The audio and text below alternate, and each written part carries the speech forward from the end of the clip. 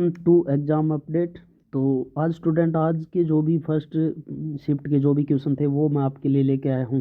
तो बिना किसी टाइम वेस्ट के हम स्टार्ट करते हैं वीडियो को। तो पहला एक जो क्वेश्चन आया था वो था प्रधानमंत्री के द्वारा शुरू की गई जो भी योजनाएं हैं उनमें से कुछ योजनाएं दे रखी थी और वो आपको बतानी थी। तो यहाँ मैं आपको बता देता हूँ कुछ योजनाएं जो प्रधानमंत्री के द्वारा शुरू की गई है।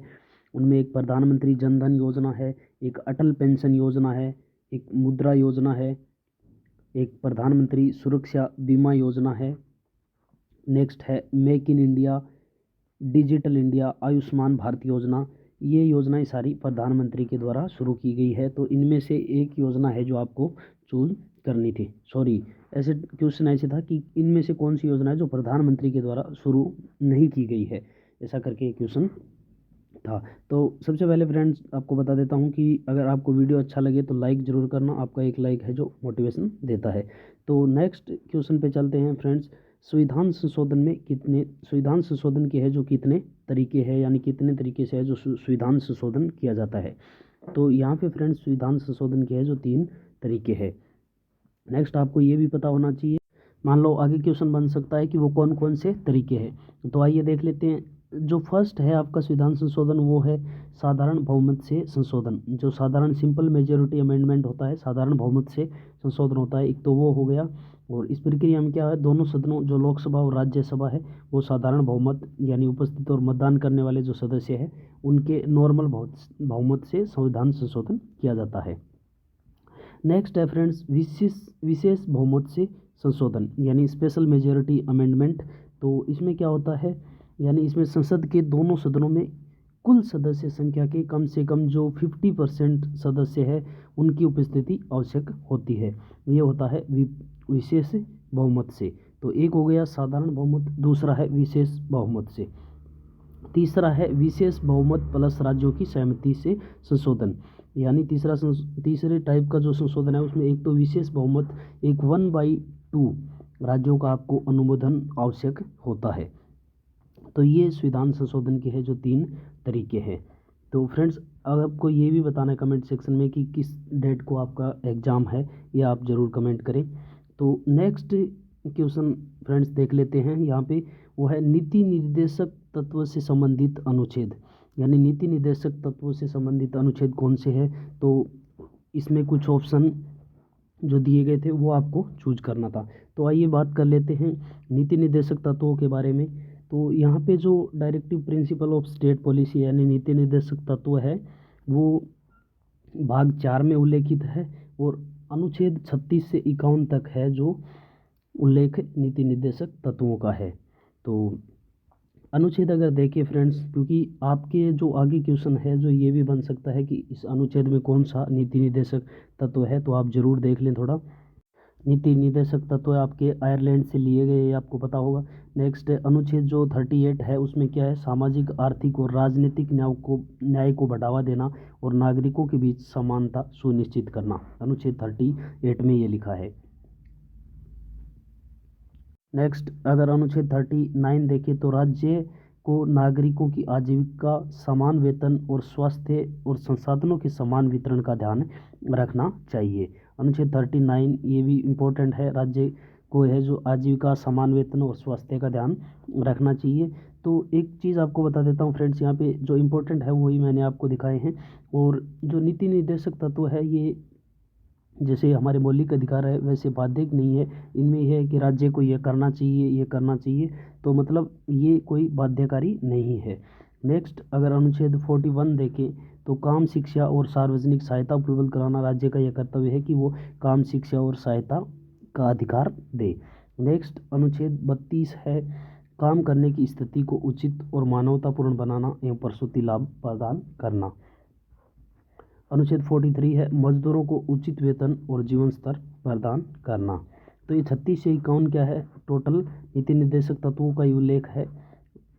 अनुच्छेद 47 में है पोषण स्तर और सार्वजनिक स्वास्थ्य में सुधार करना तथा नशीले पदार्थों के सेवन को प्रतिबंधित करना। जैसे कुछ स्टेट में आपने देखा होगा, कुछ स्टेट में क्या कर रखा है, जो शराब पे रोक लगा रखी है, तो वो ये नीति निर्देशक तत्वों का ही पार्ट है। नेक्स्ट है अनुच्छेद जो 40 है ग्राम पंचायतों का, ये आपको इम्पोर्टेंट है ये भी क्वेश्चन। ग्राम पंचायतों का जो गठन है वो अनुच्छेद 40 के तहत किया गया है। तो नेक्स्ट अनुच्छेद 47 का मैंने आपको बता दिया है। एक ये भी देख लेना अनुच्छेद 48, ये भी इम्पोर्टेंट है। पर्यावरण की सुरक्षा और वन्य जीवों का संरक्षण करना, ये भी एक क्या है, नीति निर्देशक तत्व है। ये क्वेश्चन आपका ऐसे भी बन सकता है, इनमें से एक आपको जैसे दिया हुआ आ सकता है, जैसे पर्यावरण की सुरक्षा और वन्य जीवों का संरक्षण करना, ये क्या है, एक मूल कर्तव्य है, मौलिक अधिकार है, नीति निर्देशक तत्व है। तो ऐसे करके भी है जो आपका क्वेश्चन बन सकता है। जैसे ऐतिहासिक अनुच्छेद 49 है, ऐतिहासिक स्मारकों और राष्ट्रीय महत्व की वस्तुओं का सुरक्षा करना, ये भी नीति निर्देशक तत्व है। अनुच्छेद 50 में है न्यायपालिका और कार्यपालिका को अलग अलग रखना। नेक्स्ट अनुच्छेद 51 है अंतर्राष्ट्रीय शांति और सुरक्षा को बढ़ावा देना। तो ये आपके नीति निर्देशक तत्वों से संबंधित कुछ अनुच्छेद थे। आई होप आपको समझ में आ गया होगा। नीति निर्देशक तत्व है जो आयरलैंड के संविधान से प्रेरित है, ये मैंने आपको बता दिया। और ये बाध्यकारी नहीं होते, ये भी मैंने आपको बता दिया कि ये बाध्यकारी नहीं होती है, लेकिन सरकार में इनका पालन करने की नैतिक जिम्मेदारी होती है। तो जब कोई भी सरकार जो भी नीति बनाती है तो नीति निर्देशक तत्वों को ध्यान में रख के बनाई जाती है। नेक्स्ट है हाल ही में किस राज्य के राज्यपाल ने इस्तीफा दे दिया है। तो हाल ही में किस राज्य के राज्यपाल ने इस्तीफा दिया है, तो वो आपको बताना है। तो हाल ही में उड़ीसा के जो राज्यपाल है रघुवर दास ने अपने पद से इस्तीफा दे दिया है, और राष्ट्रपति द्रौपदी मुर्मू ने उनका इस्तीफा स्वीकार भी कर लिया है।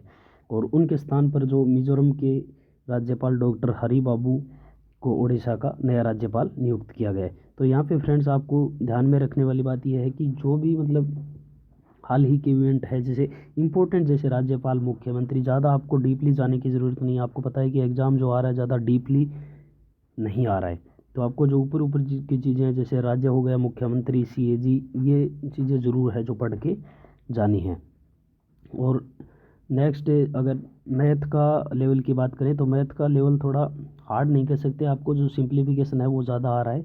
तो आप जैसे एग्ज़ाम देने जाते हो तो सबसे पहले आप GK या हिंदी, इंग्लिश इनको चूज़ करें। उसके बाद है जो रीजनिंग, और सबसे लास्ट में है जो मैथ को चूज़ करें, ताकि आपके पास है जो टाइम बचा रहेगा और आपका क्वेश्चन पूरा पेपर है जो आप आसानी से हल कर पाओगे। तो नेक्स्ट फ्रेंड्स, नेक्स्ट क्वेश्चन की ओर चलते हैं। पंचवर्षीय योजना की शुरुआत किसके द्वारा की गई। तो पंचवर्षीय योजना की शुरुआत है जो पंडित जवाहरलाल नेहरू के द्वारा की गई थी 1951 में। भारत में पंचवर्षीय योजना है जो 1951 में प्रधानमंत्री जवाहरलाल नेहरू के द्वारा की गई थी, और यह योजना है जो सोवियत संघ के केंद्रीय मॉडल से प्रेरित है। और इसका जो उद्देश्य था वो क्या था कि भारत का जो आर्थिक विकास है उसको संगठित और तीव्र करना था पंचवर्षीय योजना। और पंचवर्षीय योजना से रिलेटेड आपकी और भी क्वेश्चन आ सकते हैं। तो कुछ इंपॉर्टेंट तथ्य जो पंचवर्षीय योजना के बारे में वो आप पढ़ के जाना। कुछ मैं आपको बता देता हूँ। जो योजना आयोग है, प्लानिंग कमीशन है, वो उसकी स्थापना यहाँ पे कब हुई थी, तो 15 मार्च 1950 को की गई थी। और वही क्या, पंचवर्षीय योजना का मसौदा कौन तैयार करता है, तो योजना आयोग करता है। ये भी आपको ध्यान रखना है। नेक्स्ट आपको बता देता हूँ, पहली पंचवर्षीय योजना थी जो 1951 से 56 के बीच में हुई थी। 1951 से 56 में पहली पंचवर्षीय योजना थी। अब आपको अगर पूछा जाए कि जो सबसे सफल पंचवर्षीय योजना कौन सी रही है, तो वो पंचवर्षीय योजना है 10 और 11। इनमें सबसे ज़्यादा है जो विकास दर नोट की गई है। अगर आपको पूछ ले कि सबसे जो मतलब किस पंचवर्षीय योजना में सबसे ज़्यादा चुनौतियाँ आई, तो पंचवर्षीय योजना जो तीसरी पंचवर्षीय योजना थी उसमें सबसे ज़्यादा है जो चुनौतियाँ आई है। इसका कारण क्या है, इसमें दो तो जो भारत पाक युद्ध और भारत चीन युद्ध थे, और एक गंभीर सूखा पड़ा था इस दौरान। तो तीसरी जो पंचवर्षीय योजना थी वो सबसे, आप ये कह सकते हो कि इसमें सबसे ज़्यादा चुनौतियाँ आई, या सबसे विफल जो योजना रही वो रही थी तीसरी पंचवर्षीय योजना। नेक्स्ट अगर देखें तो भारत में कुल 12 पंचवर्षीय योजना है जो लागू की जा चुकी है, और 12वीं पंचवर्षीय योजना थी वो 2012 से 17 में आखिरी योजना थी। अभी वर्तमान में कोई पंचवर्षीय योजना नहीं चल रही है, ये भी आप ध्यान रखें। और क्वेश्चन भी आ सकता है कि वर्तमान में कौन सी पंचवर्षीय योजना चल रही है, या आखिरी पंचवर्षीय योजना कौन सी थी। तो नेक्स्ट पर्सन है फ्रेंड्स, नेक्स्ट क्वेश्चन आपका, द्रोणाचार्य पुरस्कार प्राप्त करने वाला पहला व्यक्ति कौन था। तो द्रोणाचार्य पुरस्कार जो सबसे पहले दिया गया था वो 1985 में यह पहली बार 3 कोच को प्रदान किया गया था। तो हो सकता है इसमें ऑप्शन एक ही आया हो आपका। तो आप देख लेना कि पहला जो है वो है भीम सिंह एथलेटिक्स में दिया गया, MO नाम्बियार एथलेटिक्स। तीसरा है बीबी भगत बॉक्सिंग में इनको दिया गया। और ये भी क्वेश्चन है जो आपके आगे नेक्स्ट बन सकता है कि ये जो द्रोणाचार्य पुरस्कार है ये किस दिन दिया जाता है। तो ये खेल दिवस 29 अगस्त को दिया जाता है। बहुत ही इंपॉर्टेंट क्वेश्चन है, ये आपको ध्यान में रखना है। और अगर आप चैनल पर नए हो तो चैनल को सब्सक्राइब जरूर कर लेना, क्योंकि जो भी आने वाले एग्ज़ाम है उनमें जो भी क्वेश्चन आएगा वो आपको तुरंत है जो नए वीडियो के माध्यम से मैं आपके लिए लेके आऊँगा। तो वीडियो अच्छा लगे तो लाइक ज़रूर करना। नेक्स्ट है तो बैडमिंटन कोर्ट का आकार क्या होता है। बैडमिंटन कोर्ट का आकार क्या होता है। तो बैडमिंटन कोर्ट का आकार जो BWF ने जो निर्धारित कर रखा है उसका आपको बता देता हूँ। यहाँ पे अगर सिंगल खिलाड़ी है तो एकल के लिए पीछे की जो सर्विस लाइन है वो 5.18 मीटर है जो रहती है, और अगर युगल के लिए है तो यहाँ पे 6.1 मीटर रहती है। नेट की ऊंचाई अगर देखी जाए तो यहाँ पे 5 फीट रहती है। नेट की ऊंचाई कितनी रहती है, 5 फीट रहती है। तो ये आप थोड़ा पढ़ लीजिएगा, बैडमिंटन या लॉन टेनिस जो भी कोर्ट है इनके आकार थोड़ा देख लीजिए। तो नेक्स्ट फ्रेंड्स, नेक्स्ट क्वेश्चन की ओर अगर देखा जाए तो फिट इंडिया आंदोलन किसके द्वारा, जो फिट इंडिया मूवमेंट था वो किसके द्वारा शुरू किया गया।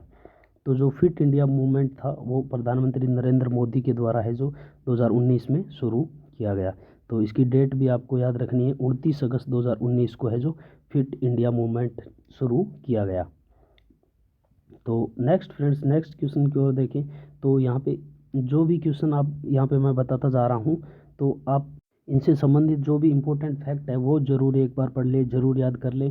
और आपका जो एग्ज़ाम है वो किस डेट को है ये ज़रूर कमेंट करना। वीडियो अच्छा लगे हो तो वीडियो को लाइक ज़रूर करना। मिलते हैं नेक्स्ट वीडियो में, और चैनल पर नए हो तो सब्सक्राइब कर लेना, क्योंकि जो भी नेक्स्ट एग्ज़ाम होगा उसका है जो रिव्यू मैं आपके लिए पोस्ट लेके आऊँगा। तो